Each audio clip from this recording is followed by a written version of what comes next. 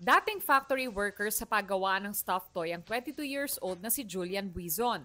Kamakailan nagpunta siya sa job fair sa Makati para mag-apply ng trabaho sa Taiwan bilang factory worker sa electronics at semiconductor companies.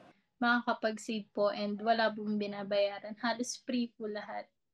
Ayon sa labor representative at director ng Manila Economic and Cultural Office o MECO sa Taipei, Taiwan, 3,000 job offers ang pwedeng applyan ng mga Pilipino, partikular sa sektor ng semiconductor at artificial intelligence sa Taiwan. More than 60% of the chips and components for semiconductor and now AI are produced in Taiwan. Dahil po dito, nangangailangan sila ng mga workers for the expansion and new players in this category.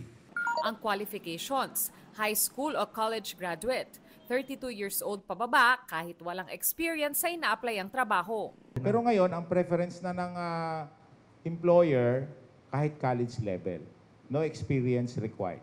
Kasi ang pagdating mo doon, hindi ka naman bibitawan. May magme-mentor sa'yo 2 months, 3 months, hanggang matuto ka. Pwede ring magsumite ng application sa recruitment agencies na accredited ng DMW, Ministry of Labor of Taiwan at MECO. Sabi ng MECO, magaan daw ang trabaho kabilang ang pagtiyak sa kalidad ng mga chips. Wala pong assembly. Nakatingin ka lang dyan sa production line. Mag-a-alarm yan pag mayroong issue on quality control. Ngayon, pag may issue on quality control, isi-segregate yon. That's the time na titignan mo. Most of them are using microscope. Ang mga matatanggap sa trabaho walang kailangang bayarang placement fees, deployment cost at service charge dahil ang employer ang sasagot nito. Ang basic monthly salary nasa 28,590 Taiwanese dollars o katumbas ng 52,000 pesos.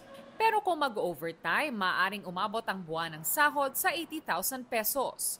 Noong 2024 pa raw nagsasagawa ng job fairs ang Department of Migrant Workers o DMW para mapunan ang mga job order mula Taiwan upang maiwasan ang illegal recruitment at trafficking. Pero dahil simula na ng election period bukas, hihingi muna sila ng permiso sa COMELEC o Commission on Elections para maipagpatuloy ito.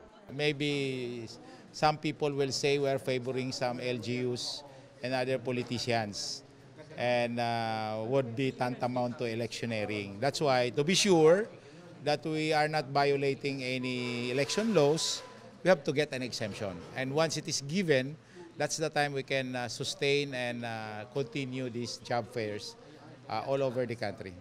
Para sa GMA Integrated News, Von Aquino, Nakatutok, 24 Oras.